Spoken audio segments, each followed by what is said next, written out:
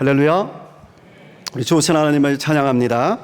오늘은 너희가 먹을 것을 주어라 라는 제목으로 본문 마가복음 6장 34절부터 44절까지 나타난 하나님의 말씀을 전하겠습니다. 큰 무리가 예수님을 따라왔습니다.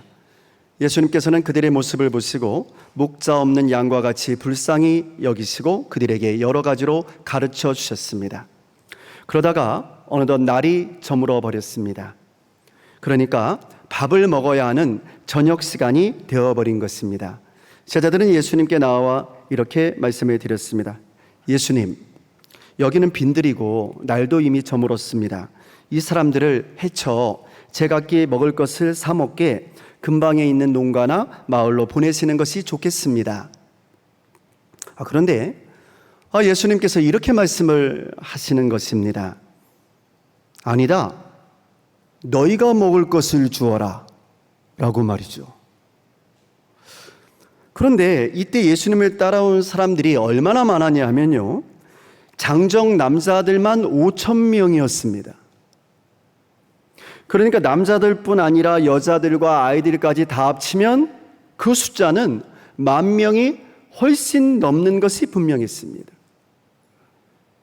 그런데 그들에게 먹을 것을 주라니요. 제자들은 예수님께 그러면 우리가 200데나리온의 빵을 사다가 먹이라는 말씀입니까? 라고 여쭈어 봅니다.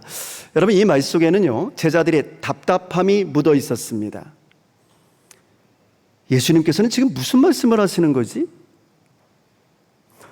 어떻게 우리가 저 많은 사람들에게 먹을 것을 나눠줄 수가 있단 말인가?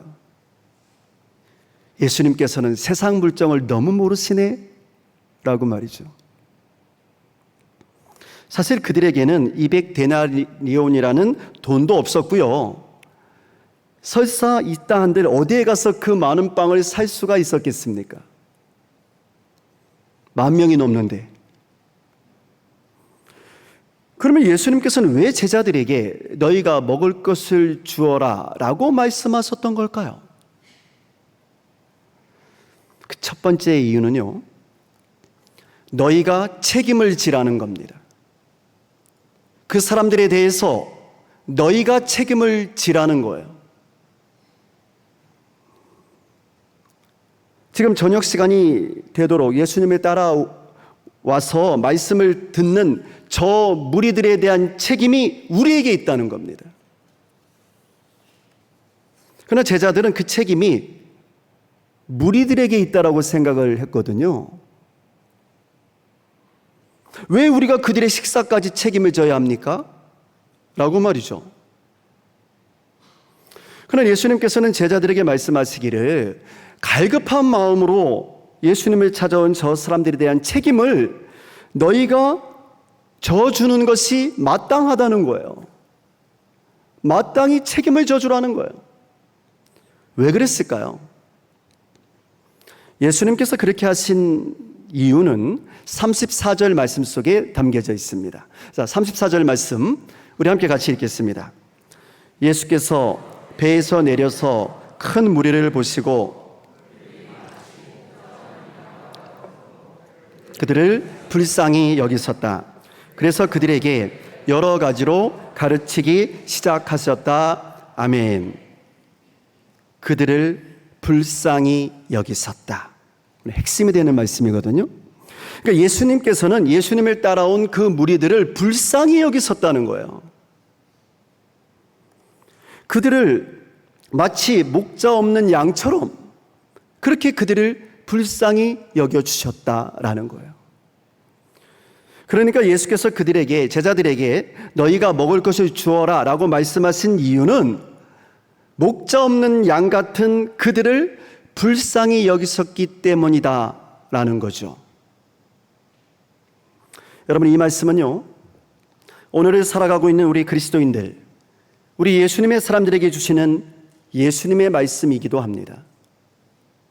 예수께서는 사람들을 불쌍히 여겨주라는 겁니다. 배고파하는 사람들을 불쌍히 여겨주라는 겁니다. 그런데 누가 불쌍히 여겨주어야 하냐 하면 너희가, 곧 예수님의 사람들이 그들을 불쌍히 여겨 주어야 한다는 거예요. 이것을 우리는 교회의 사회적 책임이라고 말을 합니다. 교회에게는 이러한 책임이 있다 그 말이에요. 그러나 사실 사람들이 배고파하는 문제는요, 제자들이 말했던 것처럼 우리 그리스도인들의 책임이 아닐지도 몰라요. 자신들의 식사에 대해서는 자기 자신이 책임을 지는 것이 당연한 일이 아니겠습니까? 그래서 제자들도 그들로 하여금 자신들이 알아서 먹게 하라는 거였던 거죠. 그러나 우리 예수님의 뜻은 뭐냐 하면, 너희 그리스도인들이, 너희 예수님의 사람들이 배고파하는 사람들에 대해서 책임을 져 주어야 한다는 거예요. 그것이 우리 예수님의 뜻이라는 겁니다. 그러면 우리가 왜 그렇게 해야 할까요? 이유는 너무나 단순해요. 그 이유는 우리의 대장 되신, 교회의 머리 되신 예수님께서 그들을 불쌍히 여겨주셨기 때문이랍니다. 내가 착해서가 아니고, 우리가 착해서가 아니고, 예수님이 그들을 불쌍히 여겨주셨기 때문에, 우리의 대장 되신 예수께서 그들을 불쌍히 여겨주셨기 때문에 너희도 그렇게 하라는 겁니다. 여러분, 실제로 예수께서 그들을 불쌍히 여겨주셨다면 예수님의 제자들인 우리들도, 예수님의 사람들인 우리들도 그들을 불쌍히 여겨주는 것이 마땅하지 않겠습니까? 왜? 우리는 예수님의 제자들이니까. 우리는 예수님의 사람이니까 말이죠. 교회의 머리는 예수 그리스도이시니까. 성도 여러분, 오늘 우리 사회에는 영적으로 그리고 육적으로 배고파하는 사람들이 많이 있습니다. 예수님께서는 이렇게 영육간에 갈급해서 예수님께 나오는 사람들을 불쌍히 여겨주셨습니다. 그리고 그들을 영적으로는 하나님의 말씀을 가르쳐 주셨고, 육적으로는 그들에게 먹을 것을 주기를 원하셨습니다. 저는 예수가 주인된 우리 교회도 이렇게 예수님의 마음을 본받아서 그들을 불쌍히 여기는 마음으로 우리 사회와 우리의 이웃들을 향해서 나아갔으면 좋겠습니다. 그래서 그들에게 예수 그리스도의 이 구원의 복음을, 영적인 양식을 나누어 주고, 동시에 그들의 어려운 삶의 형편과 문제들에도 도움의 손길을 펼쳐 주었으면 좋겠습니다. 우리 주님께서 너희가 먹을 것을 주라고 하셨으니, 예수님의 사람들인 우리들이, 예수님이 주인 되신 우리 교회가 이 세상을 향해서 구원의 양식을 나누어 주고 그들의 삶에 필요한 삶의 양식들을 예수 그리스도의 그 자비의 이름으로 나누어 주었으면 좋겠습니다. 여러분, 그래서 우리 교회가 앞마을 선교 사역에 더욱 집중하는 것이 아니겠습니까? 어렵고 힘들게 살아가는 그들에게 영의 양식을 나누어 주고 육의 양식을 나누어 주기 위해서죠. 둘째로, 예수님께서 제자들에게 너희가 먹을 것을 주라고 말씀하신 이유는요, 하나님의 기적은 제자들의 작은 헌신에서부터 출발하기 때문입니다. 그러니까 너희가 먼저 헌신을 하라는 거예요. 너희가 할 수 있는 헌신의 무게는 어느 정도냐라는 거죠. 너희는 어디까지 헌신할 수 있겠느냐라는 겁니다. 예수께서는 제자들에게 이렇게 묻습니다. 38절인데요. 38절 말씀 같이 읽겠습니다. 예수께서 그들에게 말씀하셨다. 가서 알아보아라. 그들이 알아보고 말하였다. 빵 5개와 물고기 2마리가 있습니다. 아멘. 여러분, 여기서 예수께서 말씀하신 너희에게 빵이 얼마나 있느냐? 가서 알아보아라 라는 이 말은 무슨 뜻인 걸까요? 너희에게 빵이 얼마나 있느냐? 이 말씀은요, 너희가 할 수 있는 일, 너희가 내놓을 수 있는 빵이 얼마나 있느냐라는 거예요. 너희가 이 공동체를 위하여서, 너희가 주님을 위하여서 내놓을 수 있는 너희의 빵이 얼마나 있느냐라는 겁니다. 그러자 제자들은요, 이 빵을 찾기 시작했습니다. 그러나 안타깝게도 이 제자들에게는 빵이 하나도 없었던 거예요. 그러니까 제자들조차도 음식거리를 준비하지 못하고 있었던 거죠. 심지어 예수님이 드실 음식도 준비하지 못하고 있었던 거예요. 그래서 제자들은 이때 모여든 군중들에게 도움을 요청합니다. 여러분 가운데서 예수님을 위해서, 주님을 위해서 내놓을 빵이나 음식을 가지고 있는 분은 말씀해 주세요 라고 말이죠. 어떻게 됐을까요? 네, 이렇게 제자들이요, 10,000명이 넘는 군중들에게, 그 수많은 사람들에게 음식을 내놓으라고 말했지만 그 중에서 자신이 가지고 있는 음식을 내놓은 사람은 단지 한 사람에 지나지 않았습니다. 10,000명이 넘는 사람들 가운데서 한 사람만 음식을 내놓았다고요. 아마 그들 가운데는 자신들이 먹을 도시락을 싸가지고 온 사람들도 많이 있었을 거예요. 그런데 아무도 내놓지 않습니다. 오직 한 사람만이 그 음식을 내놓았습니다. 누구였을까요?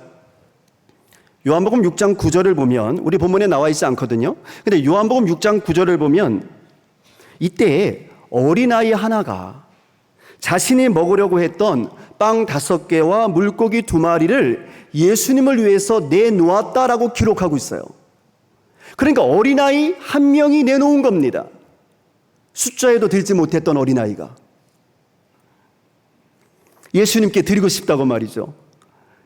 이거 예수님께 드리면 안 돼요? 하고 자신의 도시락을 내놓았던 거예요.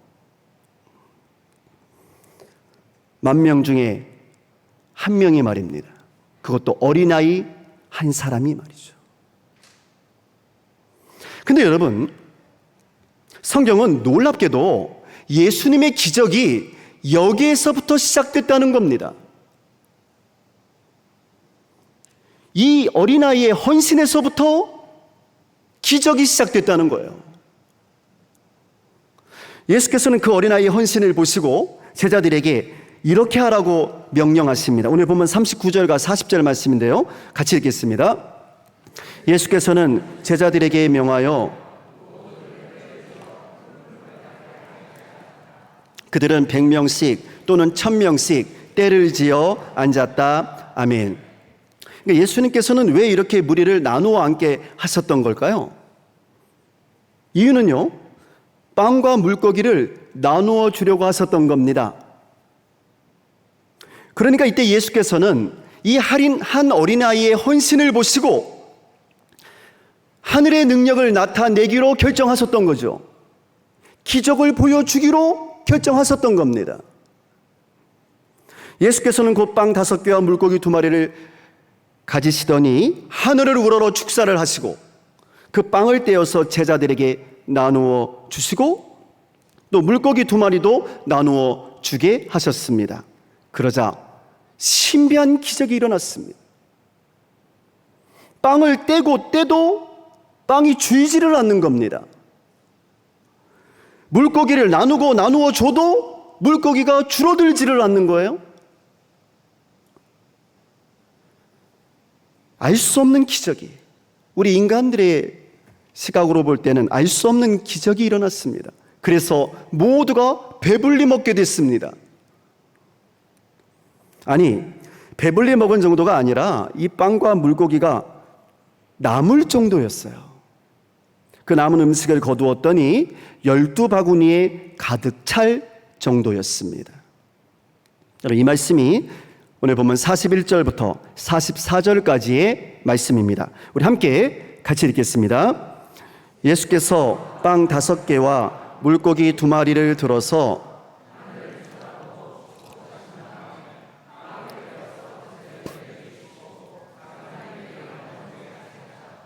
그리고 그 물고기 2마리도 모든 사람에게 나누어 주셨다. 그들은 모두 배불리 먹었다. 빵 부스러기와 물고기 남은 것을 주워 모으니 12강주리에 가득 찼다. 빵을 먹은 사람은 남자 어른만도 5,000명이었다. 아멘. 여러분, 이 오병이어의 기적 사건을 보면 생각나는 구약의 기적 사건이 있지 않습니까? 이와 비슷한 사건? 바로 엘리야와 사르밧 가부의 없어지지 않는 기름과 밀가루 사건 말입니다. 엘리야가 사르밧 과부의 집에 유숙할 때 엘리야가 음식을 가져오라고 말을 합니다. 그러자 사르밧 과부는 내게는 빵이 없어요. 단지 통에 밀가루 한 움큼과 병에 기름만이 조금 있을 뿐입니다. 라고 말을 해요. 그리고 나는 단지 그 밀가루와 기름으로 마지막 음식을 만들어서 나의 아들과 함께 먹고 이제 죽을 생각을 하고 있었어요. 라고 말을 합니다. 근데 그럼에도 불구하고요, 이 엘리야가 사르밧 과부에게 열왕기상 17장 13절과 14절에서 이렇게 말을 하는 겁니다. 자, 우리 화면 보면서 우리 함께 같이 읽겠습니다. 엘리야가 그 여인에게 말하였다. 두려워하지 말고 가서 방금 말한 대로 하십시오. 그러나 음식을 만들어서 우선 나에게 먼저 가지고 오십시오.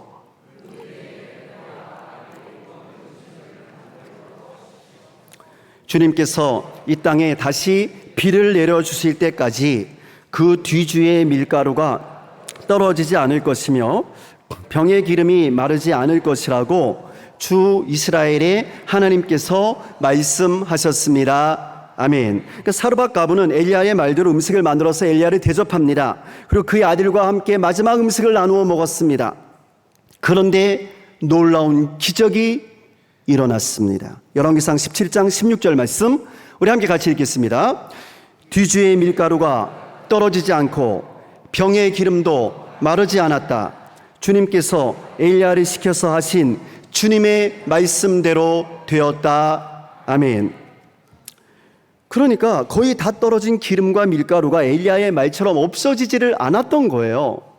하나님이 비를 지면에 내려서 가뭄이 끝날 때까지 사르밧 과부와 그 가족들이 먹고 살기에 부족함이 없게 되었던 것이죠. 할렐루야. 그러면 오늘 이 오병이어의 기적과 사르밧 과부의 기적에 나타났던 공통점이 무엇일까요? 그 공통점은 바로 헌신이었습니다. 오병이어의 기적에서는 자신의 도시락을 바친 어떤 이름 모를 어린아이의 헌신이 있었고요. 사르밧 과부의 기적에서는 자신과 자신의 아들의 마지막 양식을 하나님의 사람 엘리야를 위해서 바친 사르밧 과부의 헌신이 있었던 겁니다. 그 헌신이야말로 하나님의 기적의 출발점이었던 거죠. 사랑하는 성도 여러분, 하나님의 기적을 맛보기를 원하십니까? 그러면 오늘 말씀을 통해서 두 가지를 가슴에 새기시기를 바랍니다. 하나님의 기적은 이럴 때 나타납니다. 첫째는요, 다른 사람이 아니라 바로 내가 책임을 지려고 하는 자세입니다. 나로부터의 시작, 다른 사람에게 책임을 전가하는 것이 아니라 내가 책임을 지려고 해야 하는 것이죠. 바로 거기에서부터 기적이 출발합니다. 여러분, 교회에서 기적을 보기를 원하십니까? 그러면 바로 내가 책임을 지겠다는 마음을 가져야 합니다. 예수님께서는 너희가 먹을 것을 주라고 말씀하셨어요. 너희가 먹을 것을 주라고 말이죠. 그러니까 우리가 먹을 것을 줘야 한다는 거예요. 다시 말씀드리면 바로 내가 책임을 져야 한다는 거죠. 교회에서 주의 일을 하다가요, 좀 잘 안 될 수도 있어요. 그러면 그때 다른 사람을 바라보고 원망할 필요가 없습니다. 그저 내가 부족해서 그렇다고, 내가 해야 할 일이었다고, 내가 책임을 지려고 하면 됩니다. 교회에 빈자리가 많이 보이십니까? 오늘은 빈자리가 그렇게 많이 보이지 않네요. 교회에 빈자리가 많이 보이시면 그러면 다른 사람이 아니라 바로 내가 그 빈자리를 채우려고 노력하면 되는 거예요. 내가 책임을 지려고 노력하면 되는 겁니다.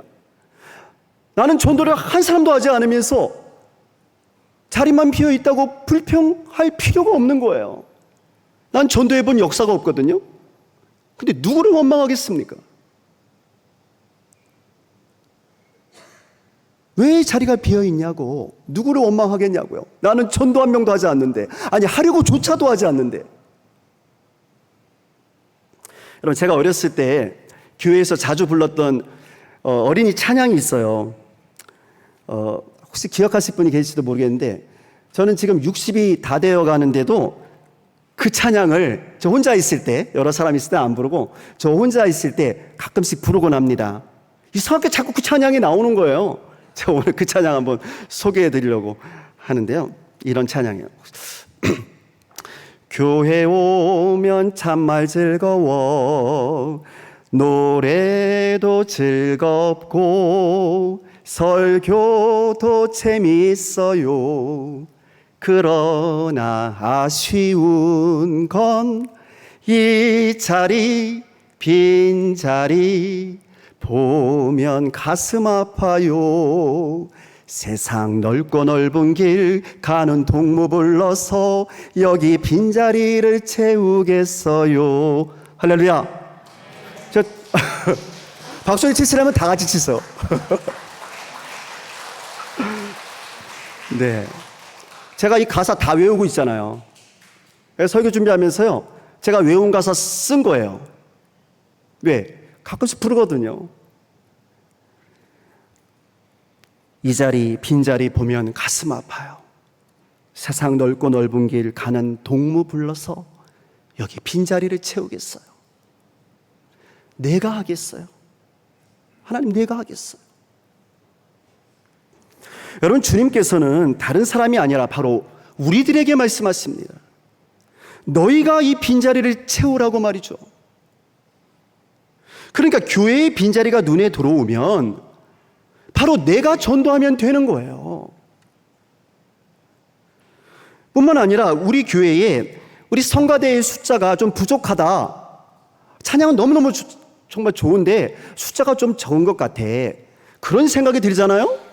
그러면 내가 그 성가대의 자리에 서면 되는 거예요.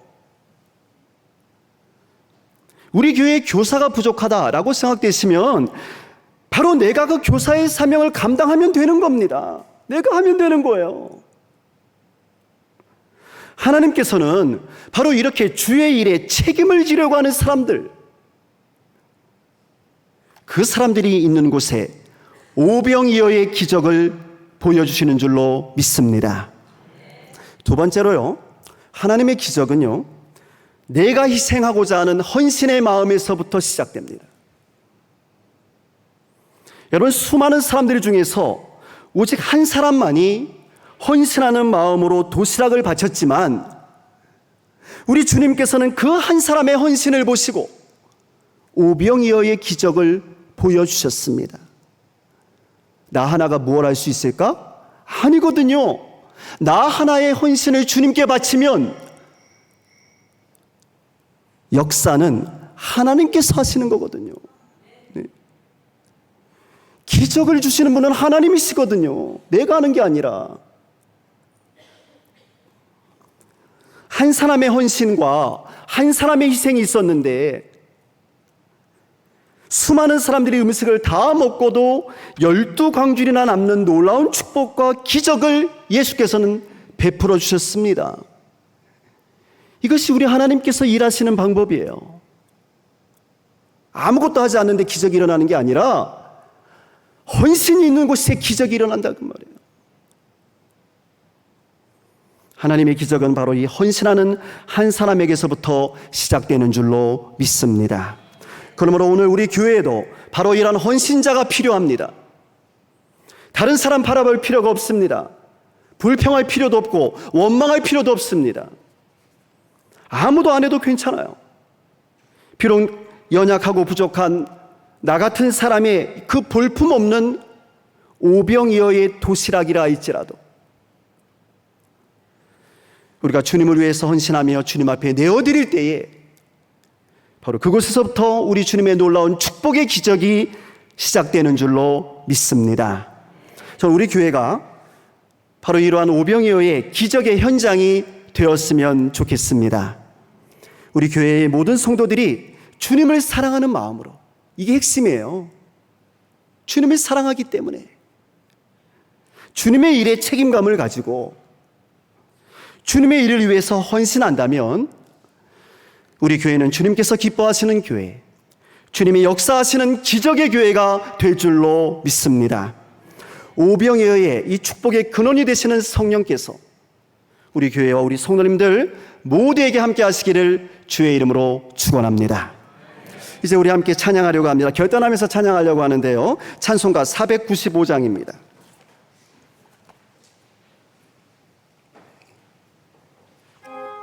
주님, 제가 여기 있사오니 저를 보내주옵소서. 결단하면서 우리 찬양 드리겠습니다. 이건 곡식 거둘 자가 없는 이때에 누가 가서 거둘까? 내가 어찌 게으르게 앉아 있을까? 어서 가자 밭으로 보내주소서. 보내주소서.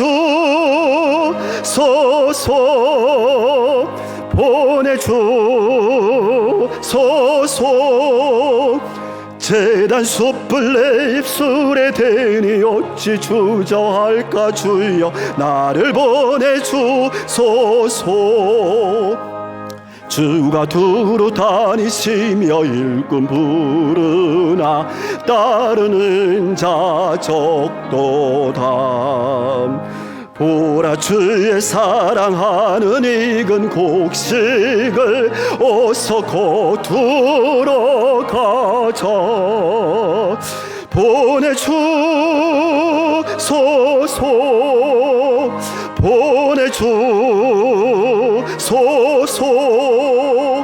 재단 숯불 내 입술에 대니 어찌 주저할까? 주여 나를 보내주소서.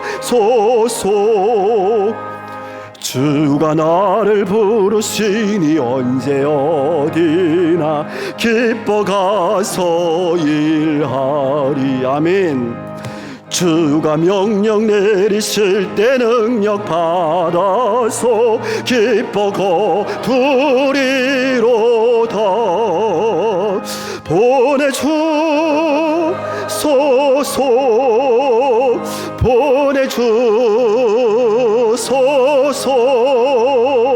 재단 숯불 내 입술에 대니 어찌 주저할까? 주여 나를 보내주소서. 아멘. 이제 모두 자리에서 일어서 주시기 바랍니다. 우리 함께 결단하면서 기도하려고 합니다. 주님, 제가 여기 있사오니 저를 사용하여 주옵소서. 제가 가지고 있는 것이 비록 물고기 2마리와 빵 5조각에 불과한다 할지라도 주님께서 사용하시면 놀라운 축복의 통로가 될 줄로 믿습니다. 우리 함께 주님의 일꾼이 되기를 소망하면서 결단하면서 기도하겠습니다. 주님, 나를 보내주옵소서. 주님, 나를 사용하여 주옵소서. 믿습니다.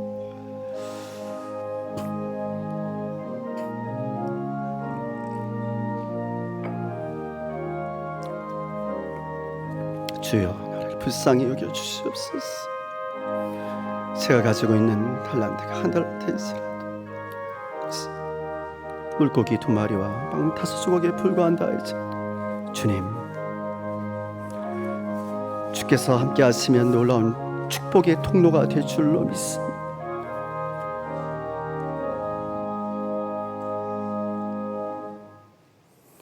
일꾼을 찾으시는 하나님, 제가 여기 있습니다. 저를 보내시옵소서. 이사야 예언자의 고백이 우리의 고백이 되기를 원합니다. 주님, 우리가 가지고 있는 재능은, 우리의 능력은, 우리의 음식은 물고기 2마리와 빵 5조각에 불과한다 할지라도 주님께서 사용하시면 놀라운 축복의 통로가 될 줄로 믿습니다. 주님, 우리를 불쌍히 여기시고 우리를 하나님의 도구로 사용하여 주옵소서.